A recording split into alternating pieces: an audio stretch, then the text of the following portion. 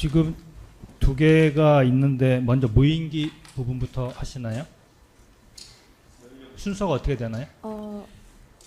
특검 항소유에 대한 답변 먼저 하겠습니다. 예. 그러면 뭐 지금 원래 계획하셨던 순서대로 특검 항소에 대한 답변 먼저 하시고 그 다음에 무인기 관련된 거 순서가 그렇게 되신다는 네네. 거죠? 예, 일단 그렇게 알겠고요. 일단 그리고 이 무인기 부분은 특검 측에서 이 내용을 대충 살펴보니까 이게 중계가 좀 해도 되는 건지 조금 의문이 들어서요. 이거 나중에 한번 지금 보시고 요거 진행 전에 한번 의견을 여쭤볼 테니까 중계 허가에 대해서 좀 의견을 말씀해 주시기 바랍니다. 근데 혹시 저희가 자료를 받지 못했는데 혹시 아. 미리 받을 수 있으면 저희가 좀 검토가 조금 더 예, 빠를 예, 수 있을 것 미리 같습니다. 네. 수량에 맞춰서 지금 복사는 해왔고요. 예, 나눠주시면 되고 저희가 그 국가기밀에 해당되는 부분은 내용을 담지를 않았습니다. 그 변론을 준비하면서 그 예, 부분에 근데 제가 지금 자세하게 보진 못했고요. 네. 내용을 보니까 약간 문제가 될 소지가 있어 보이는 것들도 있기 때문에 네. 뭐 지금 피고인 측 원래 허가를 별로 이렇게 뭐 적극적으로 하셔야 된다는 입장은 아니시잖아요. 네. 그러니까 약간 조금이라도 좀 문제가 있으면 뭐 허가를 굳이 안 해도 될 것 같아서 특검 측 의견 들어보고 그거는 무인기 관련 부분에 대해서 말씀드리는 겁니다. 예, 저희 그 특검의 판단에 따라서 예, 예, 그러니까 특검에 의해서 재판부가 판단해 주시면 재판부 예, 판단에 그러니까 따라가서 특검 하겠습니다. 예. 의견 한번 들어보고요. 일단 특검 항소에 대한 답변 절차 먼저 진행하시고 그 다음에 무인기 부분 할 때 특검 측 의견 들어보고 재판부에서 중개 허가에 대해서 말씀드리도록 하겠습니다. 예, 그러면 그러시면 진행하시죠. 예, 그러시면 중개 허가뿐만이 아니라 뭐 문제가 된다면 그 이적 사건을 진행할 때 방청객들도 다 내보내고 재판을 진행을 했었어서 예, 일단 네. 특검 항소의 그 부분까지도 한번 특검 측에서 의견이 있으시면은 밝혀주시면 저희가 참고하겠습니다. 일단 특검 항소에 대한 답변 절차 진행하시죠. 재판 참고로 그 무인기 작전 관련된 그 서면을 작성을 할 때는 일단은 그 이적 사건에서 다루어진 어떠한 비밀 자료도 포함시키지 않았습니다.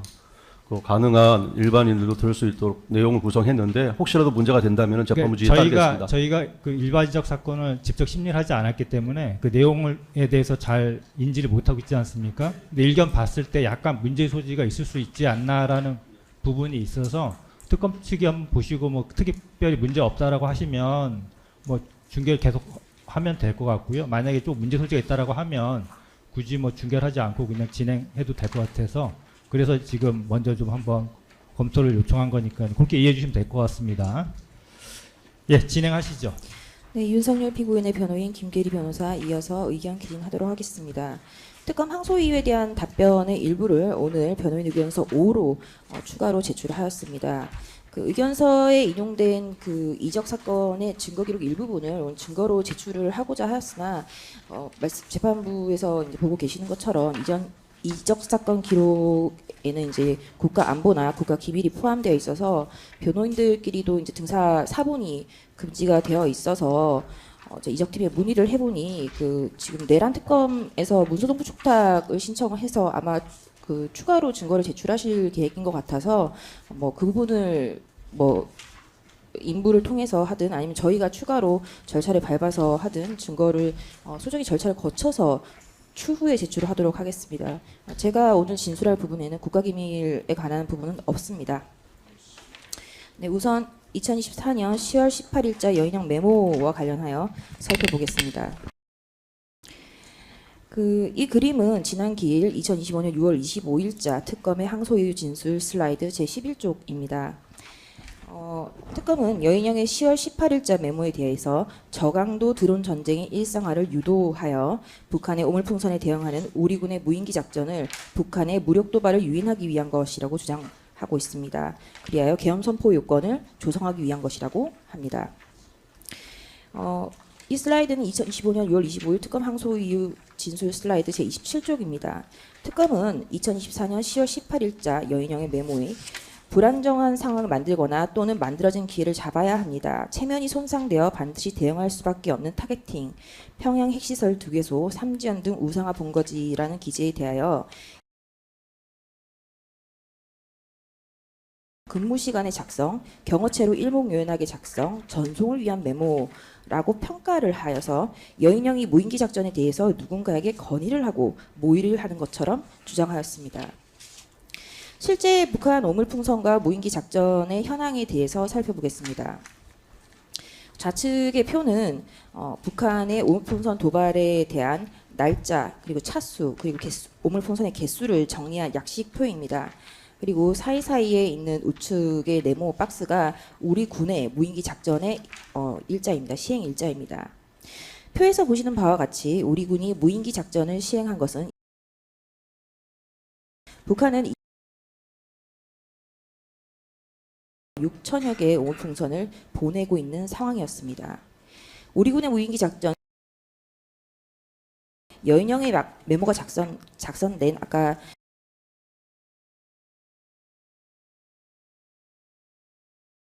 즉 여인영의 무인기 작전의 시작과 아무런 연관이 없고 어떠한 영향을 주지 않았습니다. 북한이 오물풍선으로 도발하는 초창기에는 한 번에 700여 개에서 500여 개의 풍선이 날아오기도 하였습니다. 이 부분에 대해서는 송진호 변호사님께서 호소를 하실 거고요. 무인기 작전을 시행하면서 그 오른쪽 그 표에 빨간 박스를 보시면 무인기 작전이 시행된 이후 오물풍선의 수가 유의미하게 줄어든 것을 확인할 수 있습니다. 즉 무인기 작전은 여인영 메모에 대한 특검의 주장처럼 계엄 선포 여건을 형성하는 것이 아니라 오히려 북한 오물풍선 도발에 대한 효과적인 억지책이었던 것입니다. 또한 여인영 메모의 용처가 불분명합니다. 특검은 여인영이 그 메모를 누구에게 전송을 하였는지 누구에게 전송을 하려 하였는지 여부에 대해서 전혀 밝히지 못하고 있습니다. 이미 시행되고 있는 무인기 작전에 여인영의 메모가 어떠한 영향을 미치는지 여부도 밝히지 못하고 있습니다.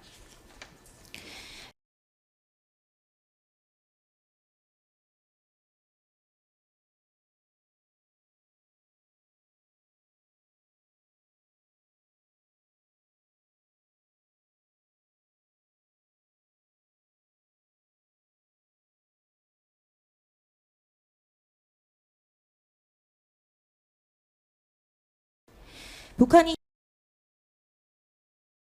오물풍선을 30개로 도발을 하였고 우리 군은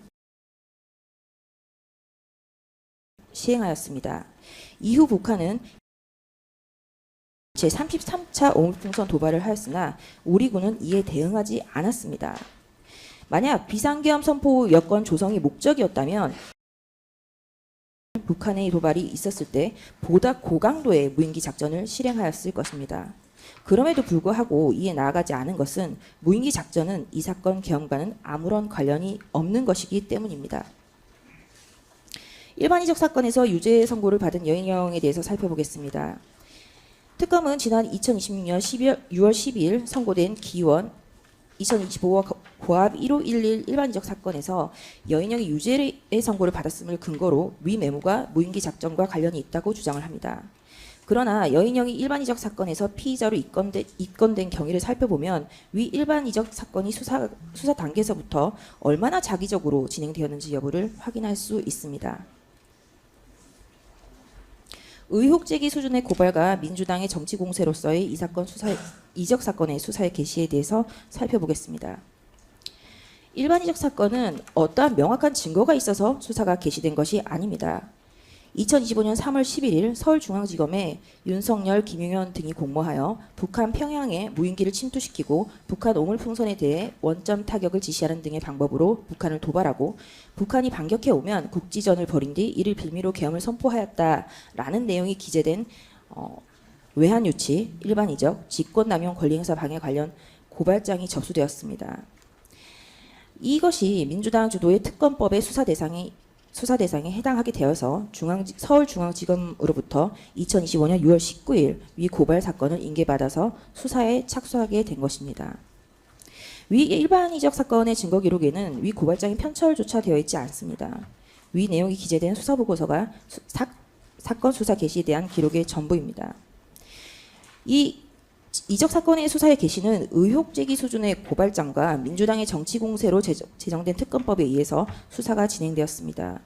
수사보고서에 기재된 바와 같이 당초 고발장에는 일반 이적뿐만이 아니라 외국과 통모하여 대한민국의 전단을 열게 하거나 항적하는 죄인 외환 유치죄까지 적시하여 고발한 것으로 이 수준이 소설 수준의 고발장이었음을 알 수 있습니다. 김용대 드론작전 사령관에 대한 2025년 7월 20일자 영장 청구 시 일반 이적에 대한 범죄 사실의 특정조차 되지 못하였음에 대해서 진술하겠습니다. 2025년 7월 17일 김용대 드작사령관은 제1회 특검 조사를 받을 때부터 일반 이적죄 혐의를 받는 피의자 신분으로 조사를 받았습니다. 그런데 며칠 뒤 2025년 7월 20일 구속영장 청구 당시 영장 청구서에 적시된 범죄 사실은 일반 이적죄는 없고 공용전자 기록 등 손상교사, 허위 공문서 작성 및 동행사, 허위 명령, 군용물 손괴교사, 직권남용 권리행사 방해죄 등 5가지이고 일반 이적죄는 범죄 사실에 포함하여 영장을 청구하지조차 못하였습니다. 일반적으로 영장 청구를 하지 못하였음에도 영장 청구서의 기재 내용을 살펴보면 이 사건 모임기 침투 작전을 현재 전 대통령 등에 대하여 재판 계속 중인 내란 사건의 전모 등에 비추어 12.3 비상겸의 명분 확보를 위한 전시 상황을 작출의 일환이었음을 의심케 합니다. 라고 기재하고 있습니다. 의심케 합니다. 일반이적의 가능성에 대해서 기재하고 있을 뿐이고 범죄 사실의 특정조차 하지 못하는 상태였습니다. 김용대 드론작전 사령관에 대한 영장은 당연히 기각되었습니다. 특검의 여인영에 대한 수사 진행 과정에 대해서 살펴보겠습니다. 계엄 직후 2024년 12월경 그 내란 관련 사건에서는 여인영의 휴대전화에 대해서 이미 압수되어서 포렌식이 되어 있는 상태였습니다. 비교적 초기에 계엄 직후에 이러한 사항이 완료되었습니다. 2025년 7월 6일경 이적 사건 팀 또한 이미징과 선별 작업을 마친 여인영 소유의 모바일 포렌식 메모에 대해서 이미 증거를 확보하여서 가지고 있었습니다. 그럼에도 특검은 범죄 사실을 특정하지 못하여서 여인영을 피의자로 입건하지 못한 상태였습니다. 이는 특검이 일반 이적 사건에서 추가로 그 영장 저희가 이제 청구를 해서 압수수색 일반 이적 사건에서 진행됐던 압수수색 영장과 그 집행 과정에 대한 기록을 받았습니다만 그 과정에도 여실히 드러납니다. 특검이 대대적으로 오산 공군기지에 대해서 압수수색을 진행한 2025년 7월 11일자 영장에는 기재된 그 피의자가 윤석열, 김용현, 김용대로 여인영은 피의자로 기재되어 있지조차도 않았습니다. 수색, 검증할 장소, 신체 물건 등은 드론작전 사령부와 그와 관련된 인물들만 기재되어 있었을 뿐입니다. 민주당의 박선원 의원의 추가 고발이 있었습니다. 이처럼 그 외환 수사가 지지부진하자 마음에 들지 않았던지 민주당 박선원 의원은 2025년 9월 4일 이 사건 작전에 대하여 외환 유치라고 주장을 하면서 기자회견을 하였고 고발장을 직접 제출하였습니다. 그리고 제출한 당일 고발인 조사를 마쳤습니다. 또한 라디오 등에 출연해서 피고인이 외환죄로 처벌받아야 한다는 등의 방송을 하여 여론몰이를 하였습니다. 여인영이 왜 입건되었는지 특검의 여인영의 엮어넣기 조사에 대해서 살펴보겠습니다.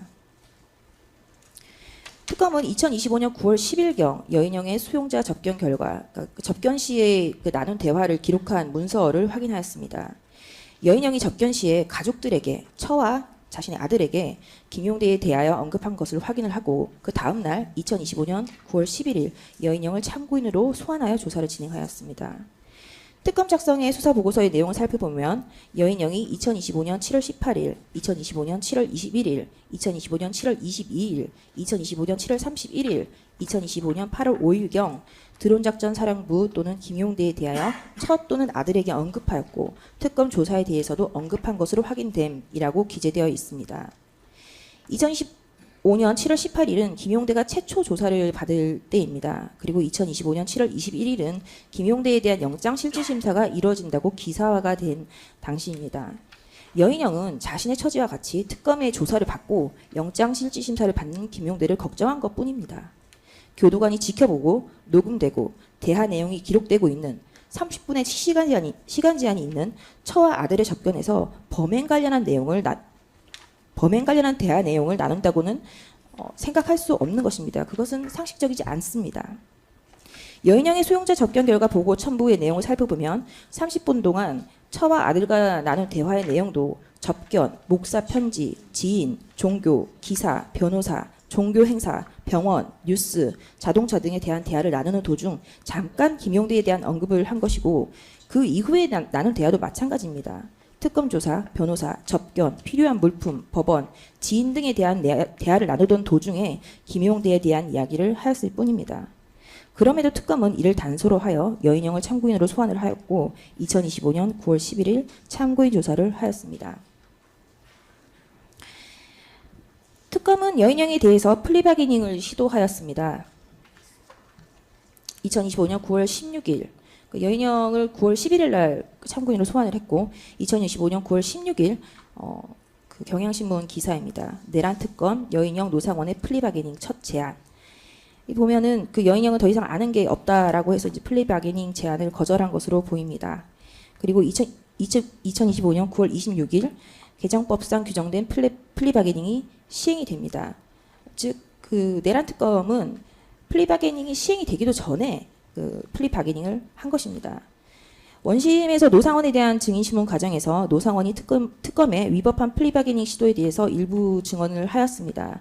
그래서 피고인 측이 이에 대해서 다투자 박억수 특검보는 국무회의에 그 안건이 올라가 있으니까 해도 상관없다. 어차피 시행될 거니까 시행일 이전에 플리바게닝을 해도 상관없다라는 황당한 발언을 법정에서 하기도 하였습니다. 2025년 10월 16일 여인영은 한 차례 더 참고인 조사를 받았습니다. 그리고 2025년 11월 3일 피의자로 입건되어서 조사를 받았습니다. 그리고 나서 일주일 뒤에 이 사건 이적에 대한 공소 제기가 있었습니다. 피고인 측이 그 특검의 수사의 위법성을 밝히고자 수사기록 목록을 열람 등사 청구를 하였고 특검이 이를 거부하였습니다. 그래서 법원에 열람 등사 허가 명령 신청을 해서 그러한 과정을 거쳐서 수사기록 목록을 입수하였습니다. 그런데 수사기록 목록 어디에도 여인영과 노상원에 대한 플리바게닝을 시도하였다는 수사보고서 내지는 그에 상응하는 기록이 남아있지 않았습니다. 그 자체가 위법한 수사입니다.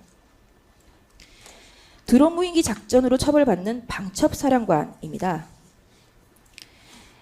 무인기 드론 작전이 이적이라는 그 이적 사건에서 정작 김용대 드론 작전 사령관은 일반 이적죄로 기소되지 않았습니다. 그 영장 청구할 때도 일반 이적으로 청구되지 않았고요. 그렇게 대대적으로 조사를 하였음에도 드론 작전 사령관이 일반 이적죄로 기소되지 않았습니다. 그런데 드론 작전과 아무런 관련이 없고 드론 작전에 아무런 영향력을 끼칠 수 없는 방첩 사령관인 여인영이 이적죄로 15년의 징역형을 선고받았습니다. 여인영은 이적 사건에서 공소 사실을 부인은 했지만 모든 증거를 다 동의를 하였습니다. 무인기 작전과 관련된 이적 사건 기록에서 여인영이 알거나 접점이 없기 때문에 모든 증거에 대해서 다 동의를 한 것입니다. 방첩사의 임무는 군 보안, 군 방첩, 군 관련 정보의 수집, 작성, 처리, 군 관련 불법 비리 정보 및 범죄 수사, 대테러, 대간첩 활동을 하는 부대입니다. 이는 국군 방첩사령부령 제4조에 규정되어 있고 방첩사는 주로 정보 수집을 하는 것을 주 업무로 합니다. 군사력을 직접 운영하는 군령 기능을 하는 군사작전을 계획하거나 지휘할 법적 권한 자체가 없습니다. 또한 여인영의 경력사항을 살펴보면 정책 분야의 전문가입니다. 작전 분야의 전문가가 아닙니다. 이에 대하여는 여인영의 증인신문 시에 이 사건 원심에서 여인영 스스로도 인정한 바가 있고 만약에 김용현 장관이 무인기 작전과 관련해서 어떤 작전을 도모하고자 한다면 비전문가인 여인영에게 조언을 구할 이유가 없고 여인영이 그와 같은 조언을 할 위치에 있지도 않습니다. 그러한 부대의 방첩사령관이 작성한 메모가 무인기 작전에 어떻게 무슨 영향을 미칠 수 있는 것인지 특검은 아무런 증명을 하고 있지 않습니다. 그저 메모가 있으니 연관이 있다라는 주장만 하고 있습니다.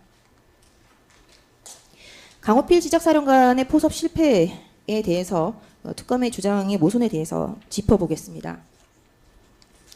특검은 2024년 6월 17일 모임에서 계엄가담자 교환 및 포섭을 하였으나 2024년 7월 8일 강호필이 하와이 해협 이후 포섭이 실패하였다라고 주장을 합니다.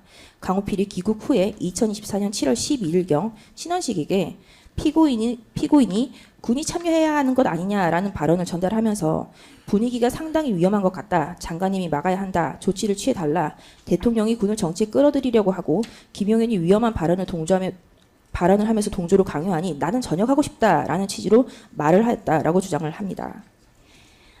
이 메모는 2024년 11월 5일자 메모입니다.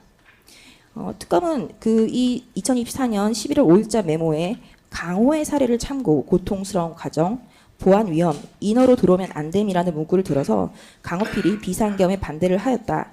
계엄의 준비가 이전부터 있었고 여인영이 계엄에 깊이 관여했다는 근거로 주장을 하고 있습니다.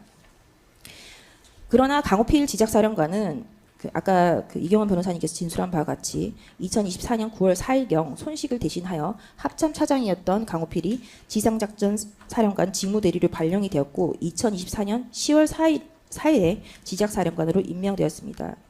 특검의 주장대로 피고인이 계엄을 도모하고자 자신에게 충성을 다하는 사람을 주요 요직에 앉히고자 하였다면 계엄을 반대한 강호필을 육군 병력의 75%를 지휘하는 지작사령관에 임명할 이유가 없는 것입니다. 또한 강호필도 특검 주장에 그러한 말을 한 사실이 실제로 있다면 계엄을 미리 알고 있었고 이를 거부하고 전역하겠다는 취지의 말을 한 사실이 있다면 지작사령관의 임명을 거부하면 되었을 일입니다. 이를 수락할 이유가 없는 것입니다. 강호필이 지작사령관의 임명을 수락한 것은 특검 주장에 그와 같은 사실이 없음을 반증하는 것입니다. 나아가 여인영의 2024년 11월 5일자 강호의 사례 참고 고통스러운 과정에 대한 해석은 이제 임명된 지 한 달밖에 안 된 지작사령관을 대상으로 한 말이라고 보기에는 어려운 것입니다. 임명된 지 한 달밖에 안 돼서 권한이 상당히 막강할 때 강호의 사례를 참고 고통스러운 과정이라는 워딩이 나올 수는 없는 것입니다. 실제 상황과 맞지 않는 것이죠. 소결입니다. 타임라인을 살펴보겠습니다.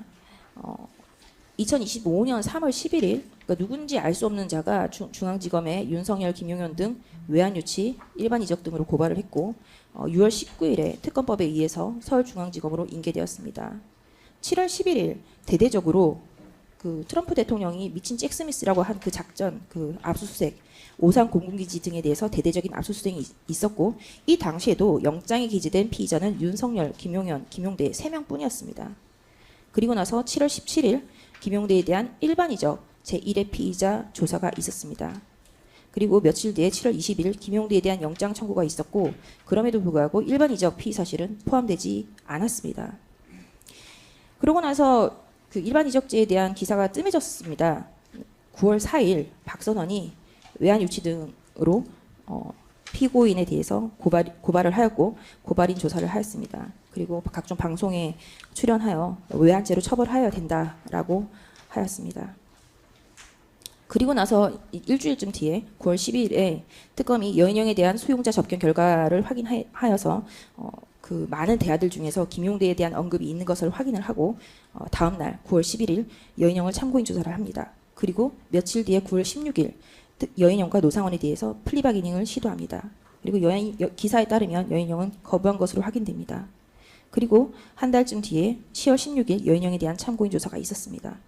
그리고 11월 3일 여인영에 대해서 피의자로 입건 및 조사를 하였고 그리고 그 뒤로 일주일 뒤에 11월 11일에 일반이적으로 공소 제기되었고 김용대는 일반이적으로 공소 제기되지 않고 방첩사령관인 여인영이 일반이적으로 공소 제기되었습니다.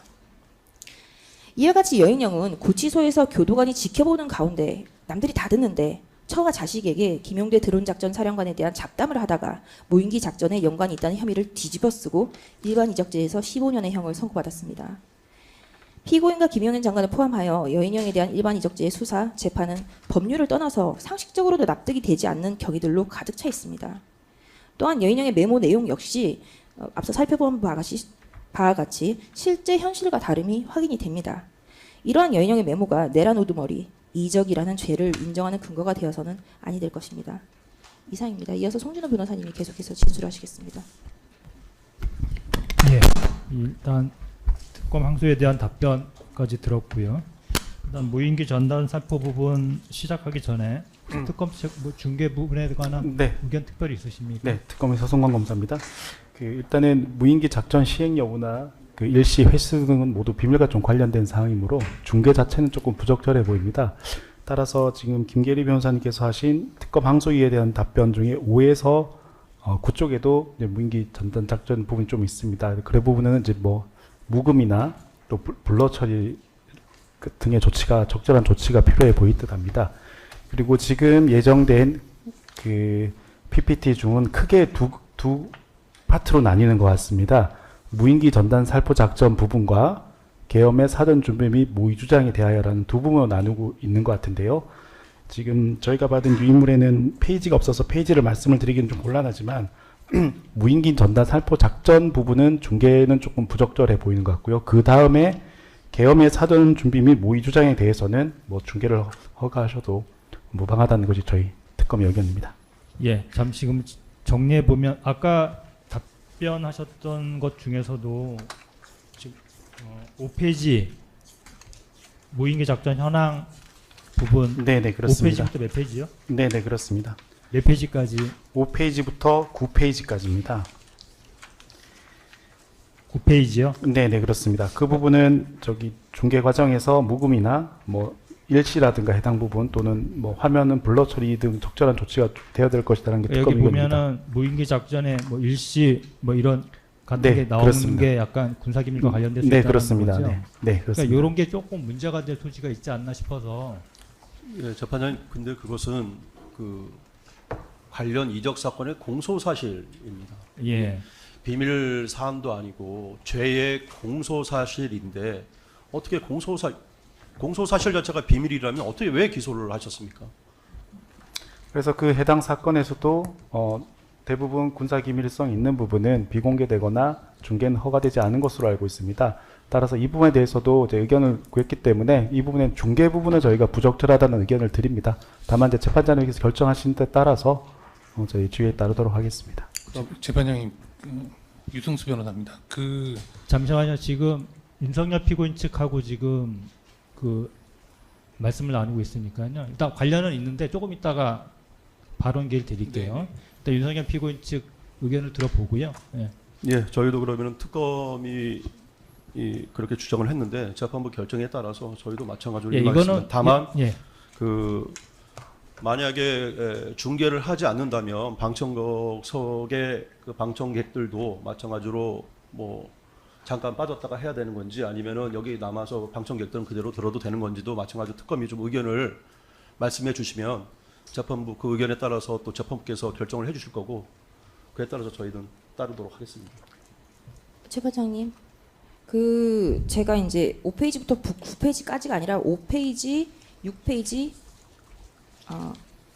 6페이지, 7페이지, 8페이지는 빠지고 9페이지 세 쪽이 이제 문제가 되는데 북한이 몇 차례에 걸쳐서 몇 개의 그 오물풍선을 보냈는지 여부는 그냥 기사를 찾아보면 기사에도 나와 있는 내용입니다. 다만 이제 특검이 이제 우려를 하고 있는 것은 저희의 무인기 작전이 몇 해에 며칠 날 시행되었다 이 부분이 이제 약간 문제를 삼을 수 있는 부분인데요.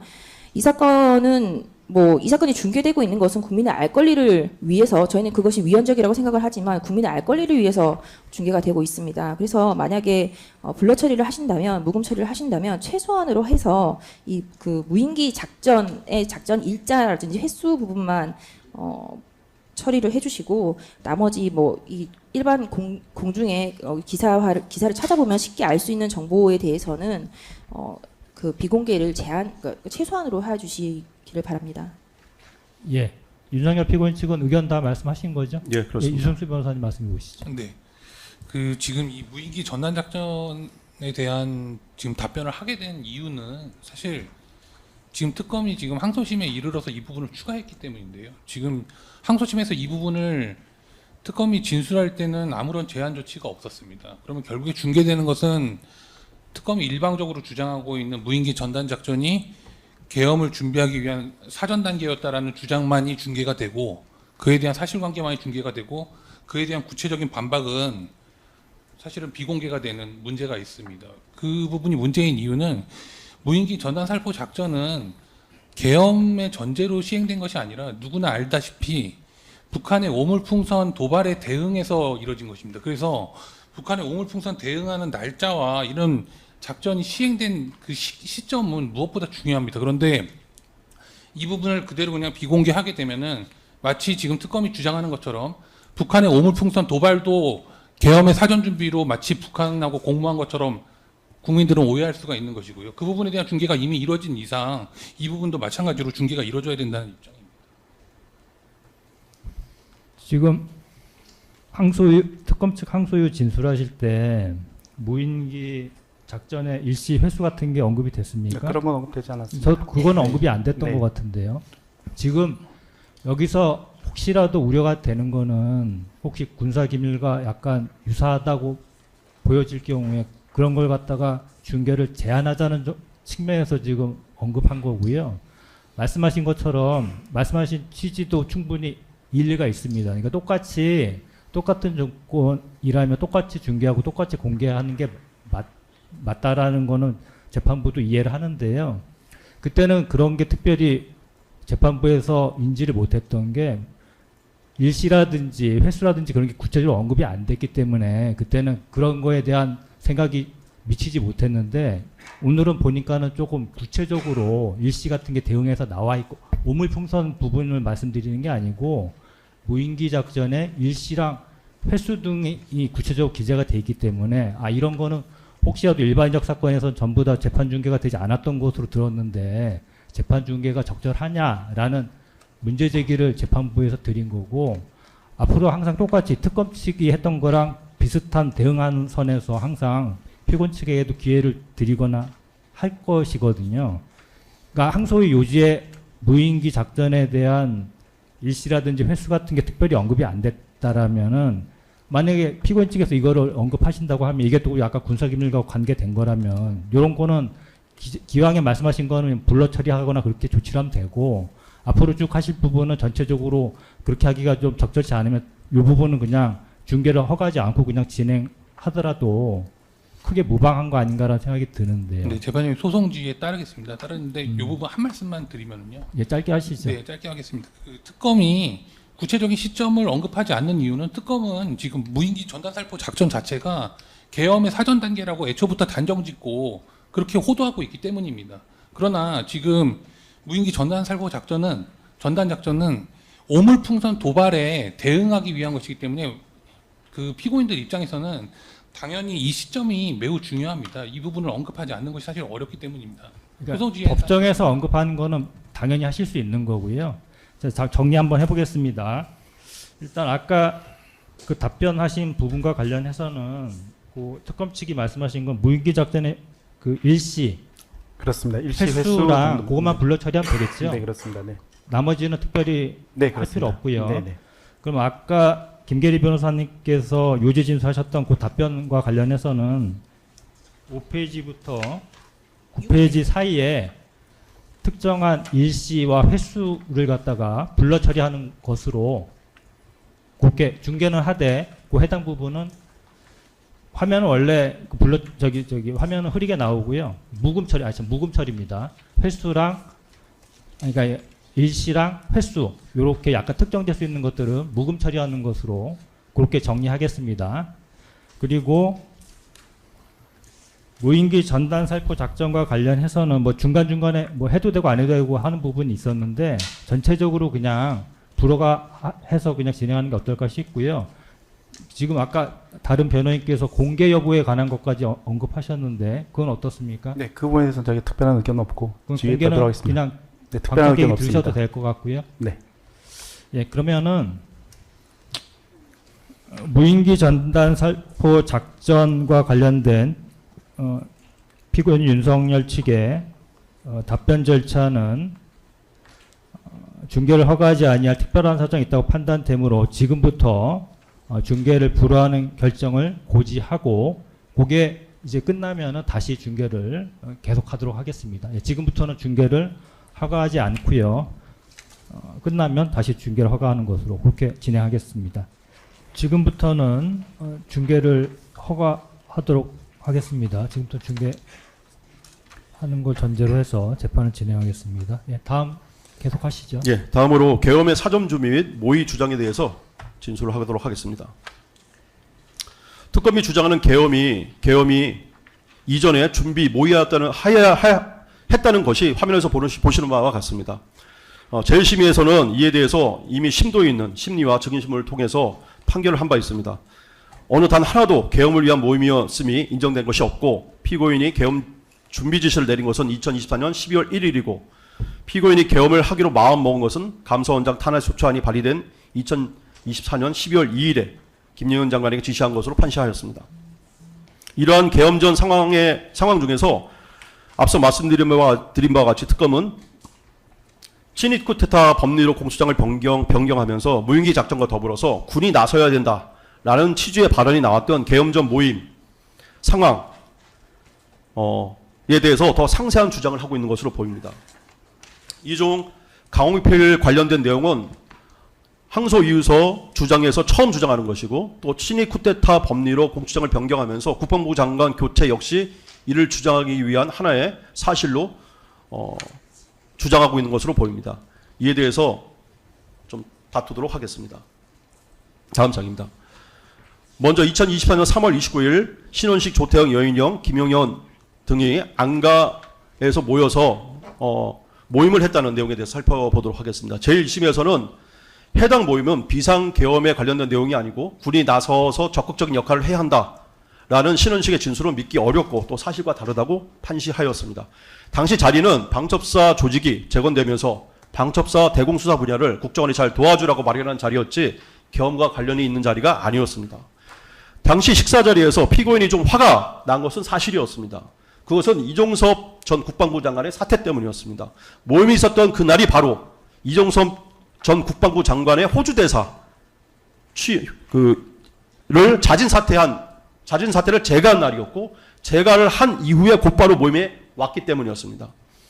그럼 왜 이종섭 호주 대사 사퇴가에 대해서 그토록 피고인이 심각함을 느꼈는지에 대해서는 그 경위를 살펴보면 충분히 알 수가 있습니다. 이 내용은 이종섭 전 국방부 장관 호주 대사 임명 사퇴의 전개 과정을 쭉 기술한 것입니다. 이종섭 전 국방부 장관이 호주 대사로 공식 임명돼서 출국하기 전에 출국을 하는 과정에서 출국 금지 사실이 있었다는 걸 처음 알았는데 그때서야 비로소 현 정부에서는 이종섭 전 장관이 입건되었고 그다음에 공수처에서 출국 금지를 계속하고 있었다는 사실을 처음 알게 됐습니다. 만약에 그런 사실을 알았다면 이종섭 전 장관을 호주 대사로 임명하지도 않았을 겁니다. 근데 왜 이종섭 전 장관이 호주 대사에 임명되었어야만 되느냐에 대해서는 다음과 같이 설명을 드리겠습니다. 다음 장입니다. 당시 야당인 민주당이 런종섭이라는 프레임을 씌워서 이종섭 전 국방부 장관의 호주 대사 임명을 막은 배경은 두 가지 때문이었습니다. 첫 번째로는 10조 원 규모의 호주 차기 호위함 사업을 방해하기 위해서였습니다. 당시 HD 현대중공업과 하나오션이 컨소시엄으로 참여를 했고 우리 조선 기술력을 감안할 때 수주가 매우 유력한 상태였습니다. 만약 수주를 하게 되면 이후에 MRO 사업에서도 큰 경제적 이익을 얻을 수 있었겠지만 더욱 중요한 것은 이를 통해서 호주와의 무기체계 공유가 아주 전략적인 이점이었습니다. 두 번째, 한국과 호주, 그다음 미국 간의 인도 태평양 지역에서의 전략의 안보 파트너십 강화를 방해하기 위해서였습니다.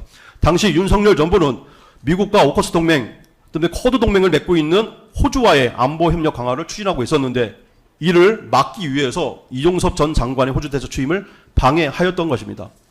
그럼 다른 사람이 호주 대사로 가도 되지 않겠냐라고 판단하시겠지만 그 이유는 당시 호주와는 방위 사업과 안보 분야에 대한 협력이 무엇보다 중요했기 때문에 이를 담당하는 바로 주부 장관이 호주의 국방부 장관이었고 국방부 장관은 호주에서 부총리급이었기 때문에 부총리를 겸하고 있었기 때문에 그 급에 맞는 중량감 있는 장관급 인사 출신의 대사가 필요했던 것입니다.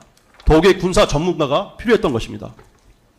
당시 다음 페이지입니다. 당시 야당의 이종섭 장관 호주 대사 취임을 방해한 것이 단순히 윤석열 정부의 방상 세일즈 성과를 시기하는 정도였다면 납득하겠지만 민주당의 행위는 반역행위나 다름없는 것이었기 때문에 매우 심각하게 받아들였던 것입니다. 한국과 호주의 군사협력 및 인도 태평양 지역에서의 안보협력 강화를 가장 견제하는 국가가 바로 누구냐? 북한이 아니라 중국이었습니다. 한국의 뛰어난 조성 기술과 무기 체계를 호주와 공유하며 인도 태평양 지역에서 미국과 함께 중국을 견제하는 경우에 중국의 국가적 이익이 심대한 위협이 되었기 때문입니다.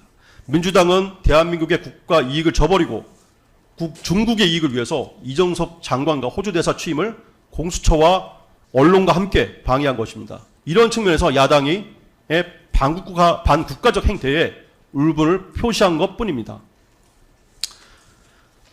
사진을 보면은 먼저 우하단에 파란색 줄이 보이실 겁니다. 이 파란색 줄이 바로 해상교통로입니다.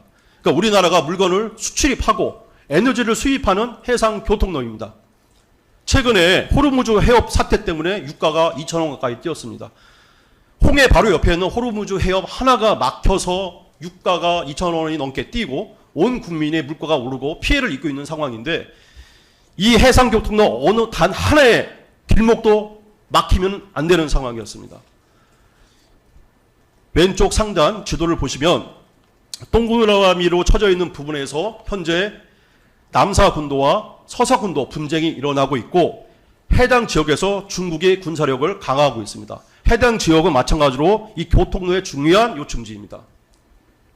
동주국해는 대만 문제와 또 센카쿠 열도가 마찬가지로 문제가 되고 있습니다. 이 모든 해상교통로의 방어와 안보 협력에 있어서 호주와 미국이 긴밀히 협력하고 있는 것입니다. 한국과 호주, 미국 간의 안보 협력은 이런 남중국해와 동중국해에서의 중국의 세력 확장을 견제하고 항행의 자유를 확보함으로써 우리의 생명줄인 해상교통로를 지키기 위한 중요한 역할이었던 것입니다.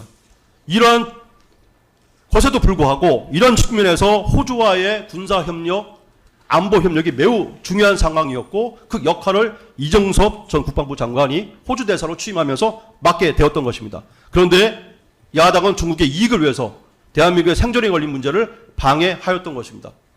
이와 같이 피고인은 이종섭 전 장관의 호주 대사 문제로 당시 다소 격양된 측면이 있었지만은 군이 나서야 한다거나 등의 발언을 하거나 계엄과 관련된 발언을 한 사실은 없습니다.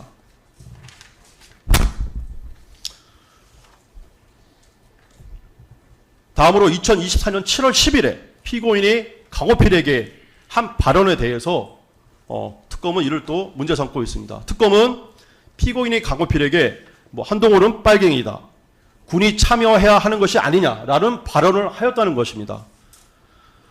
먼저 당시 자리는 북대서양 조약기구 나토 회담 전에 하와이에 있는 미국의 인도 태평양 사령부를 방문한 후에 하와이 교민 간담회까지 모두 마친 상태에서 하루 일과를 종료하고 음주를 포함한 담화를 하던 자리였습니다.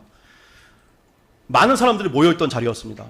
당시 강호필은 나토 회의에 참석하지 않았기 때문에 다음날 귀국을 앞두고 있는 상태였기 때문에 강호필에 대해서는 격려의 자리도 함께 마련되었던 것입니다.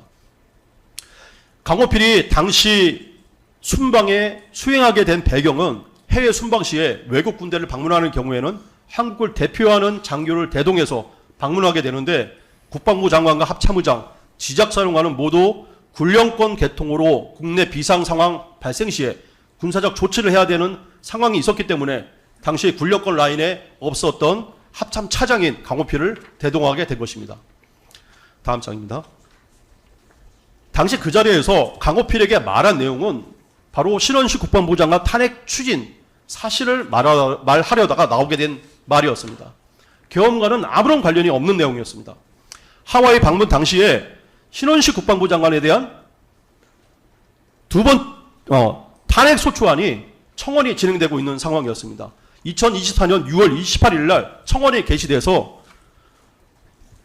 낸 상태였습니다. 비록 사인에 의한 청원이었지만 누가 봐도 이것은 민주당의 지시에 의해서 청원이 이루어진 것이고 청원이 일단은 제기된 이상 신원식 국방부 장관의 탄핵은 예정된 사실이었습니다. 이것은 두 번째 탄핵이었습니다. 탄핵 시도였습니다. 국방부 장관에 대한 탄핵 소추 발의가 청원된 이상 조만간에 탄핵 소추안이 통과될 것이 명백한 상황이었는데 당시 국방부 장관의 탄핵 시에는 군 인사의 중단 또 국가 위급 시에 군령권 행사권자의 부재, 사태 등이 발생하면서 국가안보에 심대한 위해가 초래될 수 있었고 또 마찬가지로 국방이 무력화가 될 수 있었기 때문에 설마 국방부 장관까지 탄핵하리라고는 생각도 못했는데 국방부 장관까지 탄핵하기에 이르자 이에 대한 심각성을 가지고 발언을 하였던 것입니다. 다음 장입니다. 당시 강호필에게 말한 내용은 군이 뭘 참여하라는 말이 아니라 강호필에게 말한 내용은 판사들도 대법관을 탄핵한다고 하면 난리가 나고 그다음에 검사들도 검찰총장을 탄핵한다고 하면은 내부의 의견을 내는데 왜 국방부는 국방부 장관을 탄핵한다고 하면은 아무 소리도 하지 않느냐. 군이 나서서 판사들이나 검사들이 한 것처럼 목소리를 내야 하는 거 아니냐라는 정도의 이야기였습니다. 또 한동훈이 빨갱이다라고 말한 것도 국방부 장관 탄핵 소추 발의안이 통과되면 국방이 무력화되는데 여당 대표는 이럴 때 강력하게 야당의 이런 행태를 비판해야 하는데 아무런 반응이 없었기에 통상 하는 말로 빨갱이가 아니고서야 가만히 있는 것은 말이 되지 않는다라는 정도의 발언이었을 뿐이었습니다. 다음 장입니다. 이런 발언을 앞뒤 문맥을 모두 생략하고 자신의 강호필은 선별된 그다음에 편향된 기억만을 진술하는 것이었고 이런 강호필의 진술은 신뢰하기가 어렵습니다. 강호필 자신도 검찰에서 특검 조사에서 스스로 술을 꽤 많이 마신 상태에서 다른 말들은 기억이 나지 않는다고 합니다. 이런 측면에서 강호필의 진술은 신뢰할 수가 없습니다. 또 이저 사건 제1심에서도 김여영 장관이 강호필에게 경고 사격을 하는 것은 어떠냐라는 의견을 물어본 것을 수사기관과 국회에서도 의견을 물어본 것이라고 답하였다가 갑작스럽게 법정에 와서는 김여영 장관이 경고 사격을 지시했다라고 증언을 한 바 있습니다. 이에 대해서도 이적 사건 제1심도 강호필의 진술은 신빙성이 없다. 따라서 이를 채택하지 않았습니다.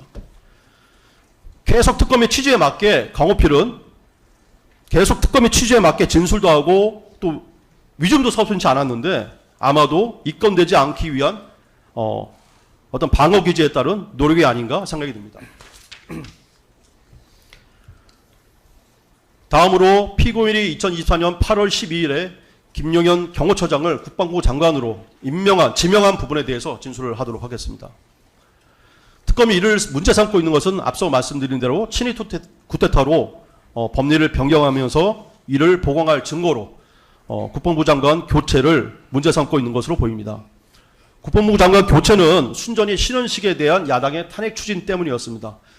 그 이전에 이종섭에서 신원식으로 국방부 장관이 교체된 것도 마찬가지로 이종섭에 대한 탄핵 추진 때문이었습니다.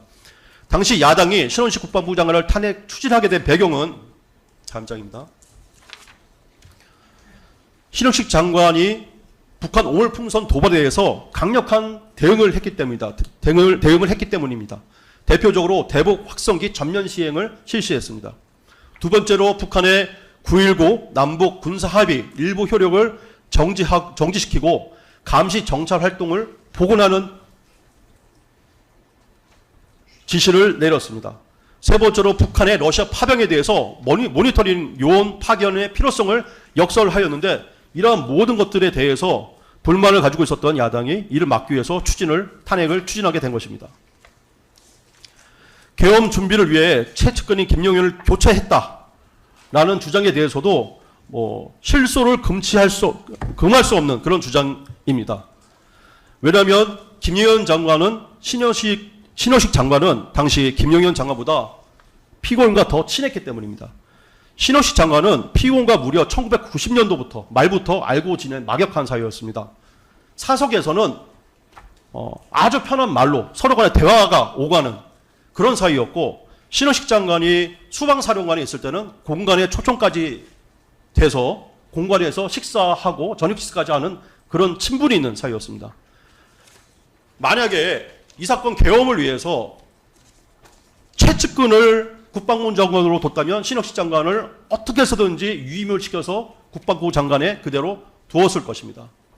이에 반해서 김용현 장관은 대통령 선거 때 국방 분야 지원을 하게 되면서 그때 처음 제대로 친밀한 관계를 유지하게 된 것입니다. 그러니까 불과 신원식 장관에 비하면 그 친밀도라든지 알고 지내온 시간이 매우 짧습니다.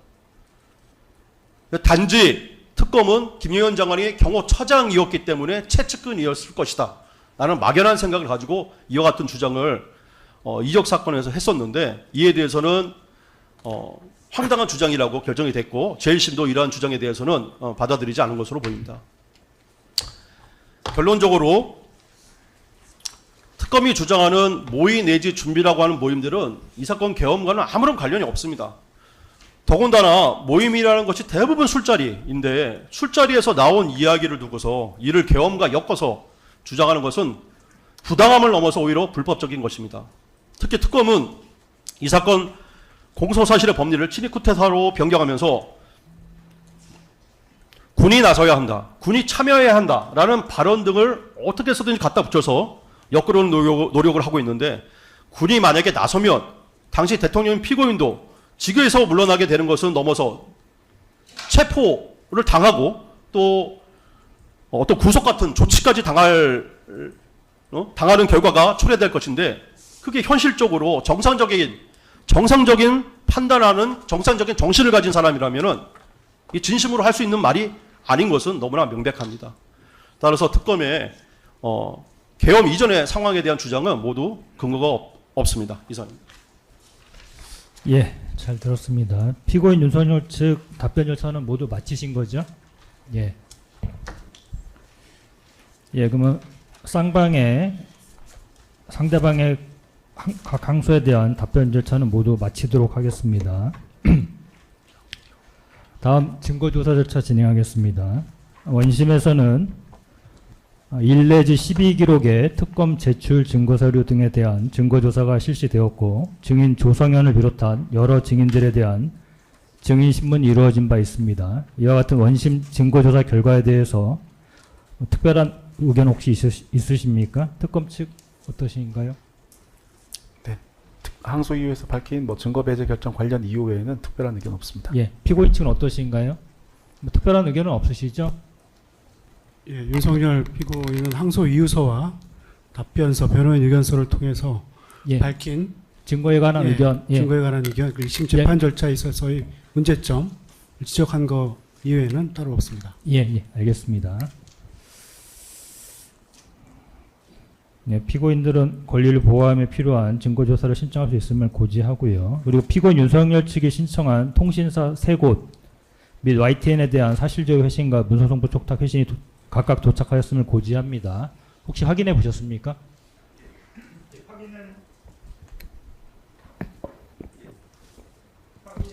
했습니다. 다만 저희가 등사한 것에는 이제 주민번호라든지 실제 주소 같은 부분은 비닉 처리돼서 등사를 받아서 그거를 원용하는 방식으로 저희가 증인 신청서를 제출하도록 하겠습니다. 예. 일단 고지를 했고, 그 다음에 특검이 이 법원에 제출하는 증거 서류 등은 아까 이제 1심에서 1 내지 12기록이라고 표시하지 않았습니까? 근데 그걸 이어서 받지 않고 항소심 증거 목록 순번 1번부터 해가지고 그렇게 해서 순번을 매기기로 하였습니다. 그래서 지금 현재 특검 측이 제출한 증거 서류 등과 관련해서는 항소심 증거 목록 순번 1 내지 16번으로 해서 제출이 된 바 있는데요. 혹시 피고인 측 확인해 보셨습니까?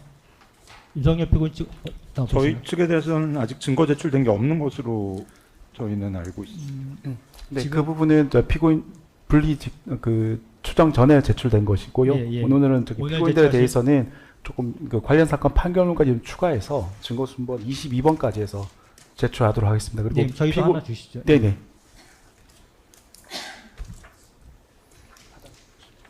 주무관님. 또 이제 분리 추정된 피고인 조지호 등과 관련해서도 이제 추가된 부분까지 같이 제출하도록 예, 예. 하겠습니다. 어차피 뭐 지금 변론 분리가 돼 있어도 의견은 제출하라고 했으니까요. 네네, 예. 알겠습니다. 네.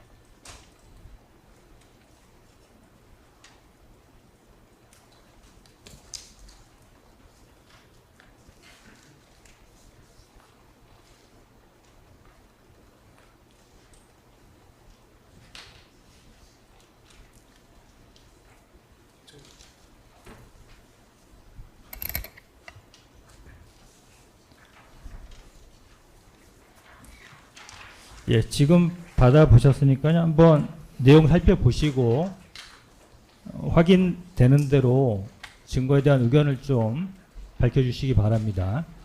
지금 참고로 피고인 1 내지 4에 대해서 변론이 분리되어 있는 상태에서 피고인 5 내지 8에 대해서는 1번부터 16번까지 지금 특검에서 증거 신청을 했는데요. 그 중에서 13, 14번은 일부 피고인이 부동일해서 증거조사가 보류된 상태이고요. 나머지 1 내지 12, 15, 16에 대해서는 피고인 5 내지 8에 대해서 일단 증거조사가 진행되었습니다. 참고적으로 말씀드립니다.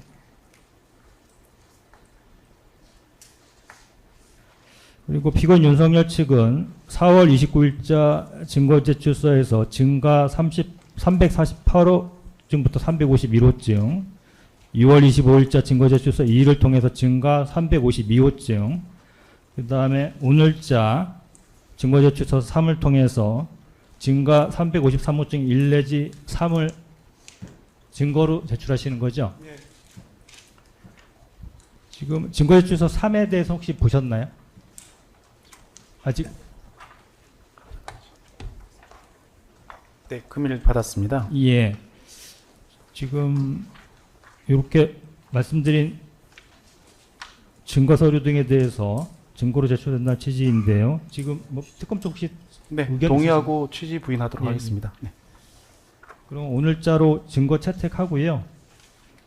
이거 내용 고지를 하는 방식으로 하는 게 뭐 원칙인데 뭐 간략하게라도 진행할까요? 아니면 그냥 증거한 걸로 그냥 하시겠습니까? 네, 저희는 특별한 의견 없습니다. 지위에 따르겠습니다. 피고인 측 뭐 내용 고지를 하시겠습니까? 구체적으로 아니면 뭐 간략하게라도 간략히 좀 예 말씀드리겠습니다. 말씀하시죠.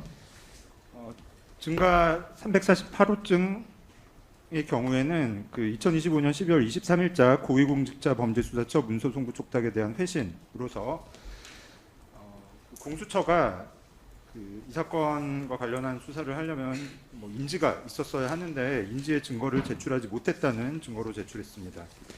증가 349호증은 조성현에 대한 2025년 11월 14일자 군사법원 증인신문 녹취서인데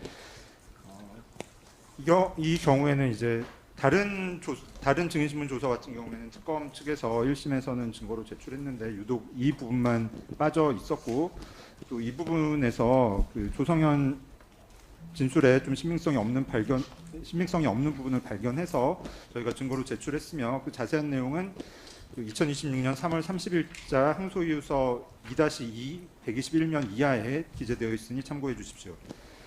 증가 350호증은 박성재 전 장관에 대한 피의자 신문 조서이고 증가 제351호증은 김정환에 대한 진술 조서인데 이 사건에는 기존의 특검 제출 증거에는 없던 조서들을 저희가 다른 사건 관련 사건에서 좀 필요해서 이 사건의 증거로 제출했고 그 관련한 내용은 이제 피고인에 대해서 위증으로 기소됐던 사건에서의 주장과 같이 그 한덕수 국무총리가 피고인에게 국무회의를 언급한 시점은 처음 대통령 집무실에 들어갔을 때가 아니고 대접견실로 나온 이후 그때 국무회의가 나왔다. 뭐 이런 취지로서 그 변호인 의견서 1에 인용된 부분을 참고해 주시기 바랍니다. 증가 352호증은 조금 전에 말씀드린 그 피고인에 대한 위증 사건에서 무죄가 선고된 판결문으로서 관련한 증거관계 및 사실 인정 부분을 참고해 주시기를 바라는 의미에서 제출을 했습니다. 그리고 오늘 제출한 증거제출서 3의 증가 제353호증의 1 내지 3은 아까 그 구두 결론 과정 중에 말씀드렸다시피 이제 송영기 일의 구속 시기, 또 보석된 시기, 그리고 그 이후 법정 구속된 시기를 입증하기 위한 증거로 제출했고 그에 따르면 2024년 12월경에는 송영길이 불구속 상태였으므로 피고인 노상원이 낙서장 작성 시기로 진술하는 시기에 뭐 배치되거나 하는 점이 없고 오히려 특검 주장은 송병기를 신병과 관련된 상황을 의도적으로 누락하거나 간과한 오류가 있다는 점을 증명하기 위한 증거입니다. 이상입니다. 예. 그리고 특검 측은 지난 기일에 윤석열 피고인 측이 제출하신 문서송부 촉탁 신청에 대해서는 뭐 특별한 의견 있으신가요? 네, 특별한 의견은 없습니다. 그리고 참 지금 서중 조사한 것에 대해서 뭐 증거조사 결과에 대해 특별한 의견 없으시죠? 네, 그렇습니다. 예. 예, 문서송부 촉탁 신청하신 거에 대해서 저희가 살펴봤는데 기존에 그 1 내지 4 부분은 1심에서부터 문서 촉탁 신청하셨던 거고요. 그 다음에 조태용하고 구삼회 등에 관한 거는 처음 하시는 취지이신 거죠? 문서 촉탁 신청을. 네, 맞습니다. 근데 이게 뭐 기존에 하던 것들은 해왔기 때문에 뭐 채택해서 보낼 필요가 있을 것 같은데 조태용 구삼회 부분은 조태용 같은 경우는 특히나 그 진술을 확인해서 증인신문 여부 등을 확인하기 위한 그런 취지이신 건가요? 예, 맞습니다. 예.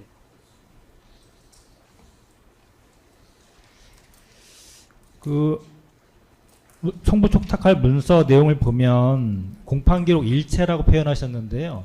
이게 약간 이렇게 되면 불필요한 서면까지 다 복사가 될 수도 있어서 지금 언급하신 게 기록 목록, 공판조서, 증인신문 녹취서, 변호인 의견서, 특검 의견서 이렇게만 특정하셔도 되지 않을까 싶은데요. 어떠실까요?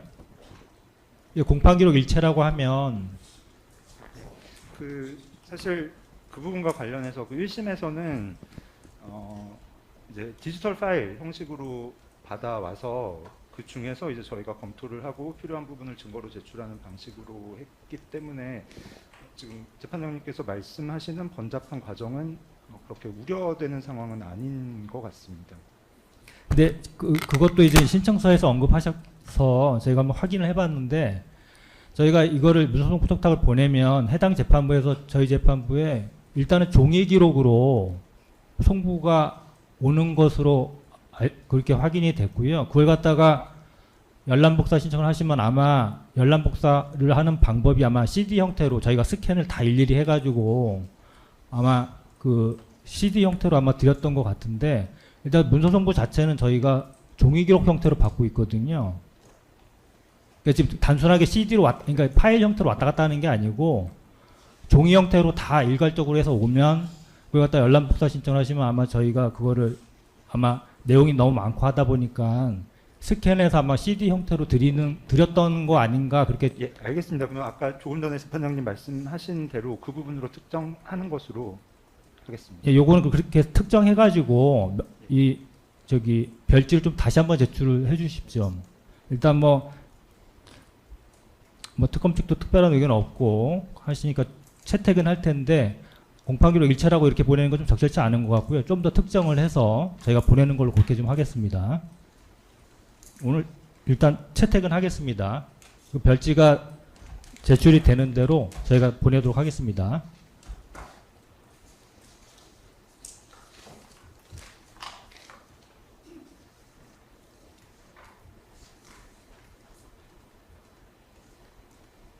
그리고 지금 윤석열 피고인 측 신청 증인 중에 재판부에서 이제 채택 보유한 최상목, 오상배, 조태용, 백종욱, 이상민 부분이 지금 체부가 보류되어 있는 상태인데요. 이 증인들에 대해서는 혹시 뭐 관련 조사라든지 그런 걸 좀 확인해 보신 것이 있나요? 저희가 그 부분 때문에도 문서송부 촉탁을 하고 있는 것인데 아직 확인을 못했습니다. 이거 그때 그 준비 절차에서 특검 측 좀 협조를 받아서 좀 뭐 증인신문 조사라든지 그런 걸 좀 확인하면 그 내용을 보고 좀 이렇게 유지 여부를 뭐 좀 검토해보면 어떻겠냐라는 얘기도 했었던 것 같은데 그런 절차는 특별히 이루어지진 않았나 보이죠? 예, 뭐 따로 이루어진 것은 없습니다. 이게 문서송 부탁해서 받아가 오는데 또 시간 걸리고 또 가는데 시간 걸리고 해서 좀 절차적으로 시간이 걸릴 것 같은데. 저희들로서 뭐 특검 측이 협조를 해주셔서 자료를 입수할 수 있다면 뭐 굳이 문서송부 촉탁할 필요 없는데 특검 측에서 그걸 동의를 해주실지 좀 의문입니다. 피고인 측은 그러면 이 지금 언급된 이 해당 증인 신청한 부분에 대해서 증인신문 조서나 피고인 신문 조서 정도 제출되면은 검토하실 수가 있나요? 어떠실까요? 그리고 특검 측은 혹시 이 부분을 조금 그 네, 협조를 저희들도 관련 사건의 증인신문 녹취서는 다 이제 추가 증거로 다 제출하고 있는 상황입니다. 따라서 이제 변호인들께서 아마 좀 특정을 해주신다 그러면 저희들도 그 부분은 증거로 다 제출하고 있는 상황이기 때문에 그러니까요. 충분히 지금 협조 안 가능한 그래도 상황입니다. 네. 특검 측에서 선제적으로 아예 증거로 제출을 해주실 수도 있는 거 아닌가 싶기도 하거든요. 네, 저희들은 그 관련 조서 증인신문 녹취서는 거의 빠짐없이 다 냈습니다. 그래서 혹시 이제 변호인들께서 그 혹시 특정을 해주신다면 저희가 이미 제출된 거라면 뭐 어느 증거 목록 몇 번에 있다라고 알려드리거나 만약 그 부분이 누락되었다면 저희들도 뭐 증거 제출하면서 다시 협조해서 뭐 제공할 충분히 가능합니다. 네.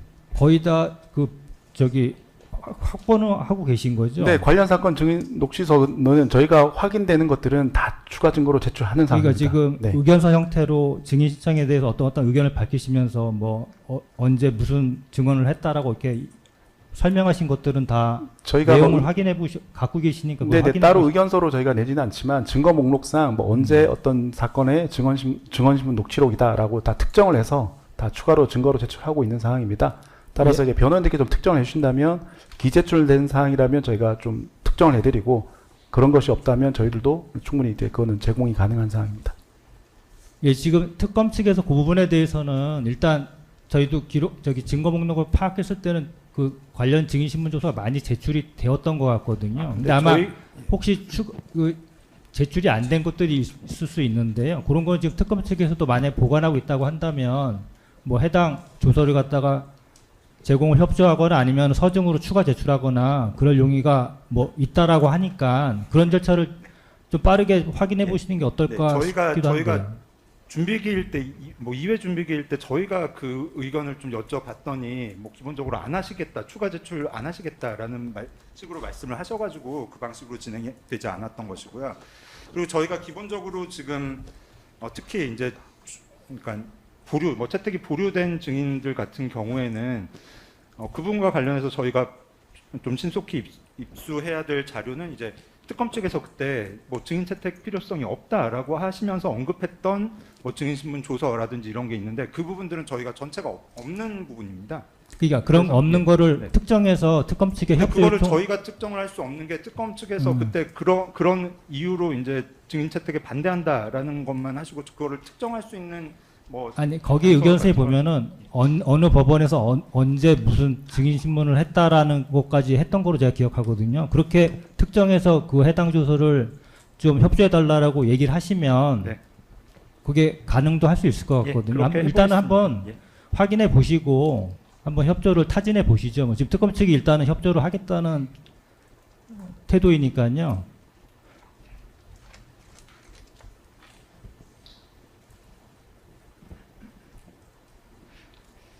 그다음에 특검 측 아까 오전에 재판부에서 그 모견태 무소속탁 신청에 대한 의견을 조금 확인해 달라고 말씀드렸었는데 뭐 특별한 의견 있으신가요? 네, 구성하면서 특별한 의견은 없습니다. 예, 그러면 저희가 적절하게 그건 체부 여부를 결정해 보도록 하겠습니다.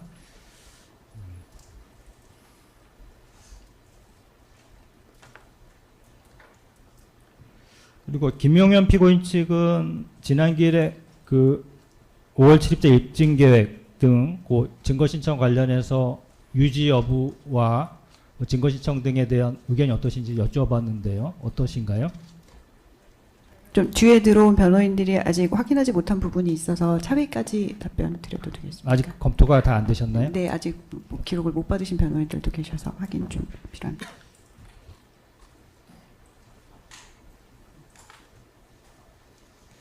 예, 그 다음에 지금 저희가 7월 16일로 증인 소환한 증인 이진우에 대해서 증인 불출석 사유서가 제출됐는데요. 지금 7월 13일, 22일, 24일 재판이 하루 종일 지정이 되어 있어서 재판 준비 등으로 출석이 좀 어렵다라고 해서 불출석 사유서가 일단 제출이 됐습니다. 아까 오전에 말씀드렸는데요. 지금 저희가 지금 제출된 걸 확인해서 일단 말씀을 드리고요. 그래서 지금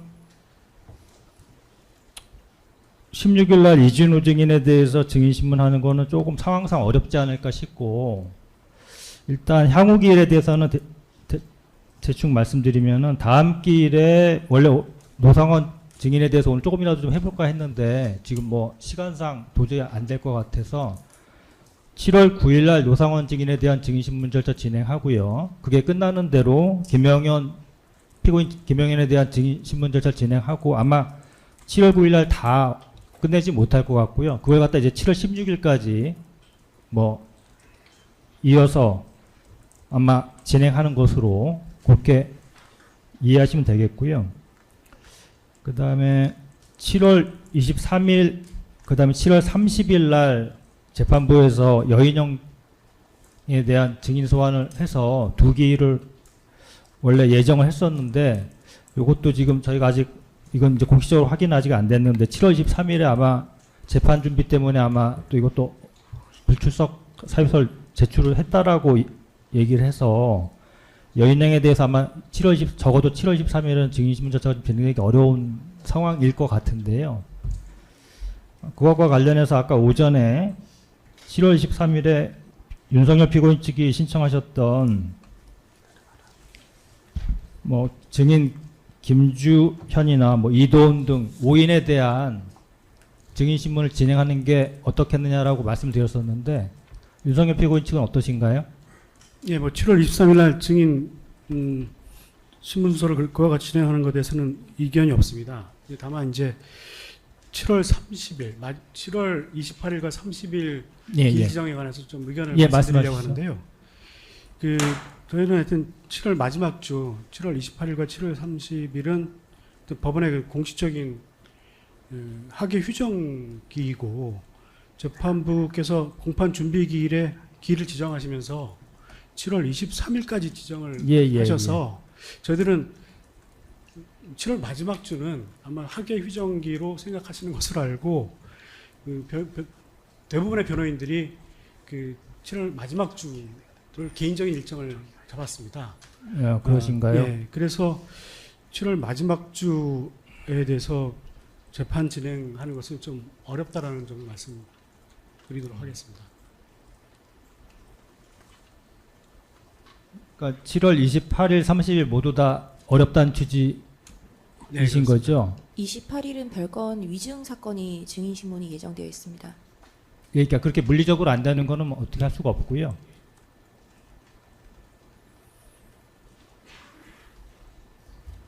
예, 그 부분은 저희 재판부에서 다시 한번 재논의를 해보도록 하겠습니다. 오늘 어떻게 하겠다라고 확정적으로 말씀 못 드리겠고요.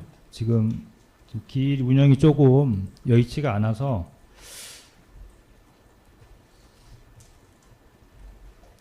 그러면 23일에 김주현, 이돈, 정광섬, 정혜선, 최재혁, 성태윤에 대해서 한번 증인신문 절차를 진행해 볼 테니까 증인 신청서를 내일 내로 바로 제출해 주시죠. 저희가 바로 소환을 좀 해보게요. 나머지 증인에 대해서는 저희들이 그 정보를 거의 입수했는데 김주현에 대해서는 좀 그러니까 근데 김주현에 대해서 통신사 사실조회 신청 안 하셨던데 뭐 특별한 이유가 있으신가요? 일단 그 5명에 대해서 먼저 말씀을 하셔가지고 저희가 그래서요? 바로 근데 채택은 다 김주현도 하지 않았었나요? 했었던 것 같은데 김주현까지. 저희가 그때 김주현을 제외한 5명에 대해서만 먼저 사실조회. 예, 그러니까 기일은 그렇게 정했었는데요. 그때 증인신문 김주현에 대해서는 증인신문기를 추후에 지정하시겠다고. 예, 뭐 그건 맞습니다. 그건 맞는데 증인 신청서는 그러니까 어차피 주소를 확보하셔야 되잖아요. 알고 계신 게 있으신가요? 마찬가지로 사실조회를 통해서 확인하셔야 저희가 되나요? 빨리 신청을 하겠습니다. 예? 저희가 일단 기본적으로 주소는 알지 못하는 상태여가지고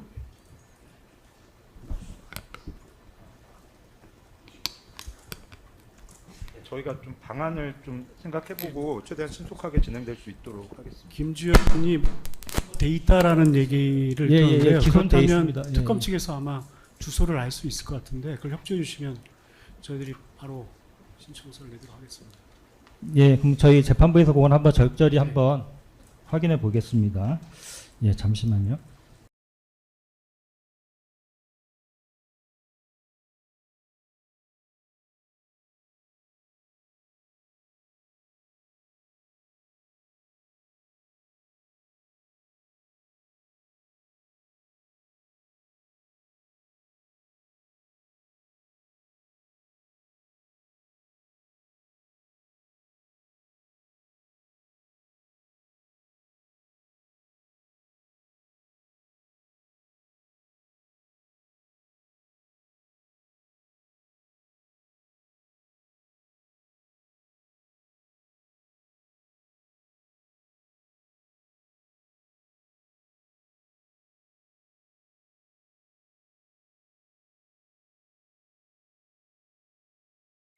예, 그러면 23일에 대해서는 일단은 지금 현재는 여인영에 대해서 증인신문길이 잡혀 있는 상태인데요. 만약에 이제 공식적으로 불출석 사유서가 확인되고 그게 또 타당하다고 한다면은 여인영에 대한 그거는 저기 다음으로 미루고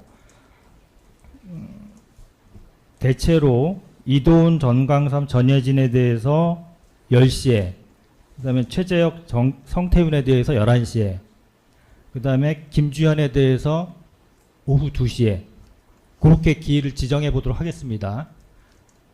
지금 주소가 확보된 5분에 대해서는 바로 증인신청서를 제출해 주시고요.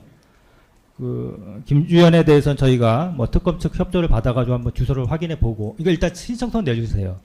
신청서는 저기 불상으로 하든지 뭐 소환을 필요합니다라고 해서 신청서를 내주셔야 저희가 소환 절차를 밟을 수 있으니까는 신청서 일단 내주시고 저희가 소환 문제를 한번 저희가 검토해 보도록 하겠습니다. 그래서 한번 23일 날 소환이 되면 하여튼 그때 그 6분에 대해서 증인신문 여인양에 대신해서 6분에 대해서 증인신문 절차를 진행해 보도록 하겠고요. 그 다음에 30일 28일 부분은 저희가 한번 검토를 해서 다음 기회에 최종적으로 뭐 말씀을 드리도록 하겠습니다. 그 다음에 지금 안 그래도 아까 그 변호인께서 말씀하신 것 7월 23일까지 그 일괄고지가 됐는데요. 그 다음 8월, 9월 부분이 달력 보시면 보이실지 모르겠는데 8월 13일, 20일, 27 다 목요일입니다. 일단 13, 20, 27, 9월 3, 10, 17 그렇게 목요일은 전부 다 오늘 일괄적으로 공판기를 지정하겠습니다. 그 일정에 참고하셔야 되기 때문에 지금 9월까지 지금 달력이 있으니까는 그 목요일 날은 전부 다 그러니까 8월 13일부터 그 쭉 목요일 날 일괄적으로 공판기 지정을 오늘 하도록 하겠고요. 그 다음에 8월하고 9월에 피고인 및 변호인들이 한번 내부적으로 확인하셔가지고 재판 진행이 그러니까 불가능한 건 어려운 날 그걸 좀 특정을 해주시기 바랍니다. 그러면은 이제 저희가 뭐 한번 그걸 확인해 보고 화요일이 아니더라도 법정을 좀 다른 곳에 해서라도 좀 월요일이나 수요일 날 한다거나 아니면 화요일 날 한다거나 그렇게 조금 더 추가적으로 공판 기일을 좀 확보할 필요가 있을 수 있으니까요. 그거는 뭐 차회기일 정도까지 8월, 9월에 재판이 뭐 여러 가지 뭐 재판을 지금 다른 재판도 있으시기 때문에 이 재판이 있으면 당연히 안 되고 또 그런 사유를 좀 쓰셔가지고 어느 날은 안 된다는 거 위주로 쓰시면 저희가 그 언급 안 하신다는 다 된다라고 생각하고 저희가 향후 공판기일 추가 지정할 때 좀 참고로 하도록 할 테니까요. 내부적으로 확인해 보시고 그걸 조금 의견서 형태로 제출을 해주시기 바랍니다.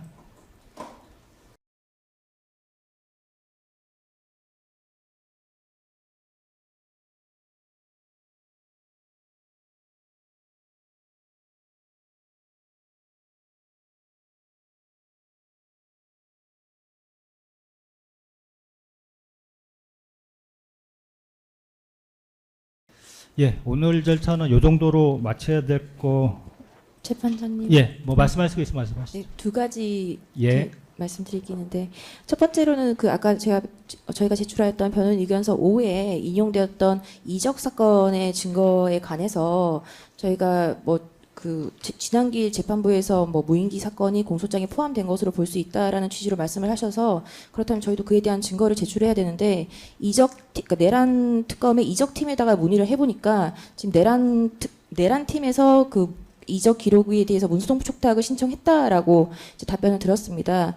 그렇다면 이제 그 제출할 범위가 어디까지인지 뭐 전부 다를 제출하실 게 아니라면 저희가 저희한테 유리한 부분을 뭐 기록은 당연히 저희가 가지고 있습니다만 재판부에서 이적 사건의 재판부에서 뭐 사본을 금지하는 공판준비 명령을 내리셨기 때문에 문서동부 촉탁의 형식으로 해서 받아봐야 이 재판부에 제출을 할 수 있어서 뭐 그 이적 특검 팀에서도 그렇게 말씀을 하셔서 지금 그 내란 특검에서 제출하실 이적 사건의 기록의 범위가 어디까지인지 여부가 궁금을 하고요. 뭐 만약 전부 다 제출할 게 아니라면 저희가 별도로 문서동부 촉탁의 신청을 하고 싶다라고 말씀을 드리고 싶고요. 그리고 재판부에서 보류하셨던 증인인 그 국정원 3차장 백종욱에 대해서 만약에 저희가 증인 신문을 한다면 그 국정원 2023년 11월에 있었던 국정원 선관위 보안점검 보고서가 필요합니다. 지금 이 사건에 있어서 국가기밀에 해당되는 부분이 그 비아폰 통화 목록 그리고 국회 대통령실의 CCTV 그리고 이 국정원 선관위 보안점검 보고서인데요. 그 CCTV 같은 경우에는 저희가 1심에서 내내 그 국가기밀로 유지되어서 저희는 열람 등사가 안 되었지만 별건 한덕수 사건에서 계속해서 중계가 되고 있어서 전혀 방어를 할 수 없는 상태였다가 1심에서 유죄를 선고를 받고 나자 위증 사건에서 증거로 이제 제출을 하면서 국가기밀이 해제되었다라고 이제 말씀을 하시더라고요. 그리고 이적 사건을 진행을 하면서는 그 기록 60책 중에 14책이 국가 2급 기밀에 해당하는 것이었는데 국정원과 군 관계에 이제 협조를 요청해서 저희가 비밀 서약서를 쓰고 등사를 받을 수 있었습니다. 그러니까 제가 알기로 지금 이 2023년 11월자 국정원 선관위 보안점검 보고서도 2급 기밀에 해당하는 것으로 알고 있어서 1심에서는 저희가 그 공판준비기 이걸 열람하려면 공판준비기를 신청을 해서 별도로 봐야 했었었는데 이런 절차가 있다면 특검에서 국정원에 이 부분에 대해서 협조를 요청해서 저희가 비밀 서약서를 쓰고 등사를 할 수 있도록 좀 지휘를 해주셨으면 좋겠습니다. 예, 다 말씀하신 건가요? 네. 일단 백종욱 증인 신청에 대해서는 저희 재판부에서는 일단은 백종욱 증인 신청자가 그 헌법재판소에서 증언을 한 바가 있고 그 내용을 넘어서는 증인 신문이 꼭 필요한지에 대한 그런 좀 필요성에 대한 약간 다소간의 의문이 있습니다. 그래서 일단 백종욱에 대해서 증인 뭐 기존에도 언급을 하셨지만은 백종욱에 대해서 헌재에서 증언을 했음에도 불구하고 헌재 증언 외에 어떤 증인 신문이 더 필요한 것인지에 대해서 좀 더 필요성을 소명을 하시는 게 어떨까 생각이 들고요. 그 다음에 무인기 이 사건 관련해서 지난길에 저희 재판부에서 이제 말씀드렸던 취지는 이 우리 사건 공소장에 비상계엄 선포를 위한 여권 조성 기획이라는 그런 내용 언급이 있고 거기에 보면은 뭐 군사적 사태, 상황 유인 그런 언급이 있기 때문에 무인기 사건이라는 것도 그 하나의 범주에 뭐 포섭될 수 있는 정도 수준이니까 전혀 내용이 없는 것은 아닌 것으로 볼 여지도 있다라는 취지로 말씀드린 것이고요. 공소장 내용에 무인기 사건이 구체적으로 다 들어가 있다라는 취지로 말씀드린 게 아닙니다. 일단 그건 약간 오해 소지가 있었던 것 같고요. 그다음 두 번째, 지금 특검 측도 그렇고 피고인 측도 그렇고 무인기 사건에 대해서 지금 계속 뭔가 자료를 제출하시거나 뭐 그럴 여지가 있을 것 같은데 일단 저희 지금 재판부의 기본 입장은 무인기 사건에 대해서는 일단은 특검 측에서 무인기 사건의 판결문을 갖다가 제출할 수 있으면은 뭐 문서동부 속탁이든 어떤 방법이든 간에 판결을 제출할 수 있으면은 지금 다른 사건도 다 판결문을 제출하고 있기 때문에 관련 사건 판결문이라는 차원에서 판결문 정도는 증거서류로 제출할 수 있는 거 아닌가라는 생각을 가지고 있고요.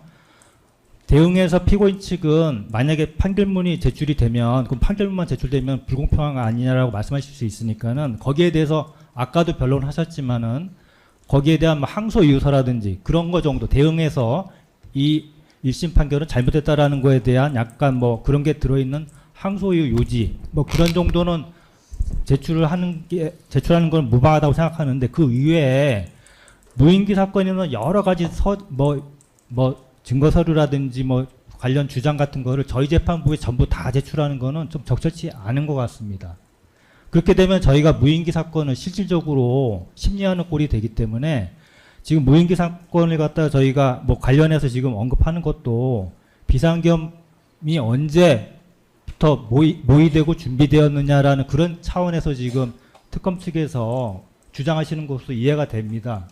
그렇기 때문에 그 한도 내에서 필요한 한도 범위 내에서 저희가 심리를 할 필요가 있을 뿐이지 무인기 사건 전체를 다 자료를 가져와서 저희가 다 본다고 한다면 그건 무인기 사건 심리하는 거나 다름없기 때문에 그건 부적절하다고 생각이 들고요. 그래서 대신 지금 이준우라든지 여인행에 대해서 지금 특검 측 증인 신청도 채택을 한 이유가 그런 거에 대해서 조금 더 보완해서 질문할 필요가 있기 때문에 그런 부분은 대신 채택을 해서 물어보시되 원칙적으로 무인기 사건의 관련 자료 같은 것들은 판결, 그 관련 사건 그 판결과 피고인 측에 거기에 대응하는 항소 이유 등 그런 정도를 일단 제출받는 것으로 그렇게 지금 저희는 진행을 할까 하고 그렇게 논의를 하고 있습니다. 그러니까 기본 입장은 약간 그런 입장을 가지고 있다는 거를 좀 말씀드리겠으니까는 앞으로 향후 뭐 증거 신청 같은 거 하실 때 조금 그 참고를 해주시면 좋을 것 같습니다. 예, 그 밖에 오늘 재판과 관련해서 뭐 특검 측 말씀할 거 있으신가요? 네, 특별히 없습니다. 예, 재판장. 피고인 예. 네, 아까 백종욱에 대해서 만약에 증인 신청을 기각을 하신다면 저희 입장에서는 더더욱이나 뭐 당연히 지금도 저희가 열람을 신청을 한다면 뭐 공판 준비 기일을 지정해서 열람을 할 수 있는 걸로 알고 있습니다만 실질적인 방어권의 보장을 위해서 특검 측에서 절차를 밟아서 저희가 등사를 해볼 수 있도록 좀 지휘를 해주셨으면 좋겠습니다. 그게 그 의견서에서 밝히셨던 뭐 그 정확한 이름이 뭐죠?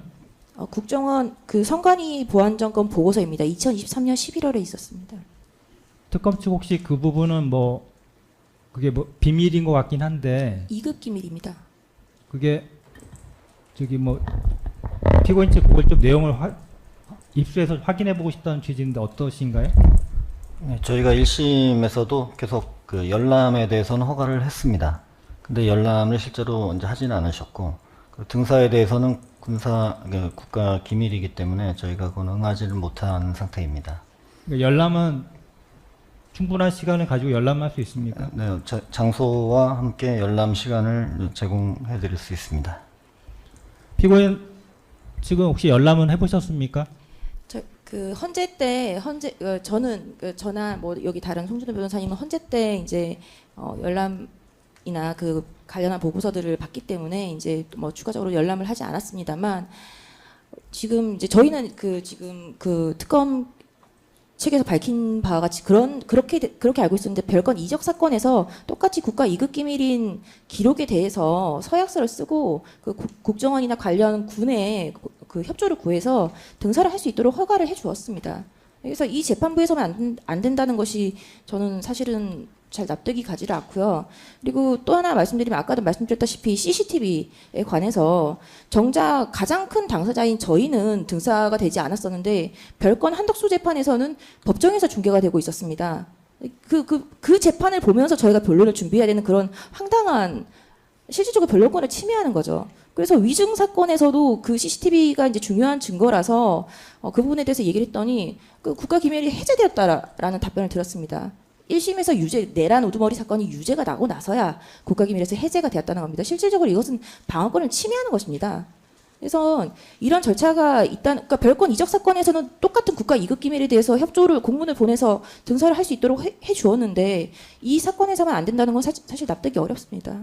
예, 그 부분은 이렇게 정리하면 어떨까 싶습니다. 일단 피고인 측이 지금 단계에서는 일단 열람에 대한 협조는 충분히 가능하다고 하니까 일단 한번 열람을 한번 해보시고요. 그 다음에 특검 측도 지금 피고인 측이 다른 기밀 성격을 가지고 있는 그런 서류 등에 대해서 지금 주장하는 바와 같은 방법으로 등사가 됐던 사례가 있는데 그와 같은 사례와 좀 비슷하게 등사가 가능할 수는 없는 것인지 한번 내부적으로 조금 더 검토를 좀 해봐 주시죠. 네, 알겠습니다. 예, 그건 일단 해보시고 다음 기일에 재판부에 말씀을 좀 해주시고요. 그다음 피고인 측은 일단 열람에 대해서는 지금 뭐 충분한 시간과 그런 걸 통해서 열람 자체는 협조가 가능하다고 하니까 일단 한번 내용을 보시죠. 뭐 일단 뭐 열람을 하시고 그다음에 뭐 등사가 필요한지 안 필요한지 확인이 더 가능하지 않겠습니까?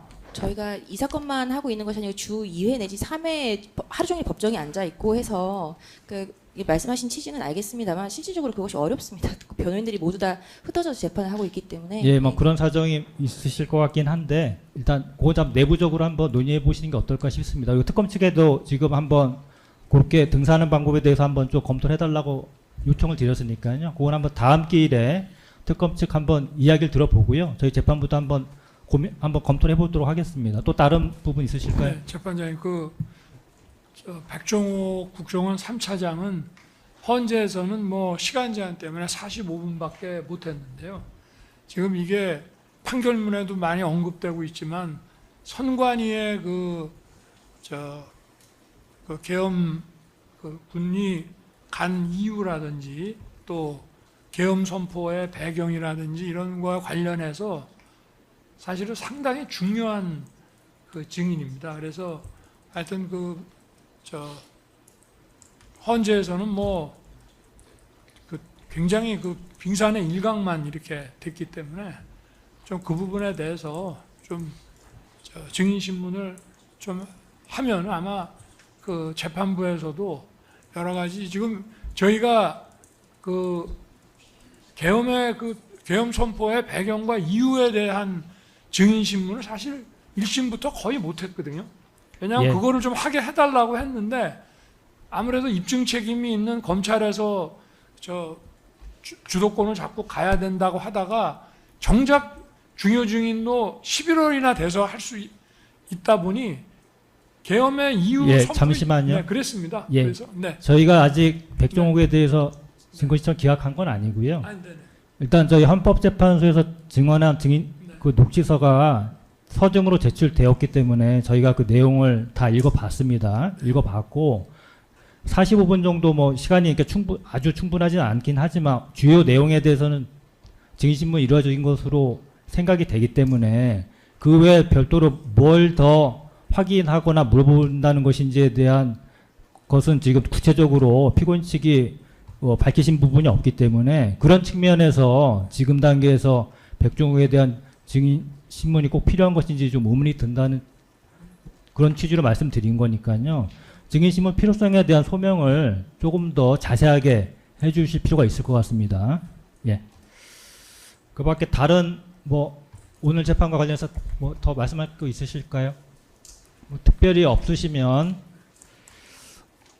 다음 기일에는 노상원 증인에 대한 증인 신문 절차가 진행이 되고 그 다음에 시간이 남으면 김영현 증인에 대한 증인 신문 절차가 이어질 것으로 그렇게 예상하시면 되겠습니다. 예, 그럼 오늘 재판 모두 마치겠습니다. 수고하셨습니다.